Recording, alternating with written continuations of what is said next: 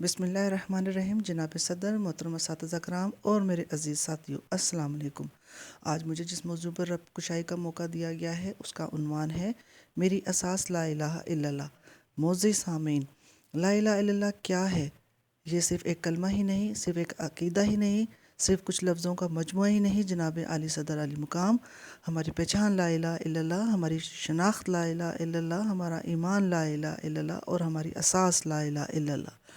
پھندے سے تیرے کیوں کر جائے نکل کے کوئی، پھندے سے تیرے کیوں کر جائے نکل کے کوئی، پھیلا ہوا ہے ہر سو عالم میں جال تیرا۔ جب کچھ نہ تھا تو اللہ تھا، اور جب کچھ نہ ہوگا تب بھی اللہ ہی ہوگا۔ اللہ تعالیٰ کی جتنی تعریف کی جائے اتنی ہی کم ہے۔ معبود حقیقی نے کائنات کی ہر چیز کو پورے تناسب اور اس کے نظام کو پورے نظم و ضبط کے ساتھ بنایا ہے۔ اس کا علم پوری دنیا کائنات کے ذرے ذرے پر محیط ہے۔ جناب صدر علی مقام، اللہ نے ہم پر بے شمار احسانات کیے اور ان گنت نعمتوں سے نوازا ہے۔ اگر ان کا شمار کرنا چاہوں تو دنیا کے تمام درختوں کی لکڑی قلم بن جائے اور سمندر کے تمام پانی سیاہی بن جائے تب بھی اس کی نعمتوں کا شمار ممکن نہیں۔ انہی نعمتوں میں سے ایک نعمت لا الہ الا اللہ ہے، اور یہی کلمہ ہماری اساس ہے۔ اگر یہ عقیدہ نہ ہو تو ہم انسان مسلمان نہیں رہ سکتے۔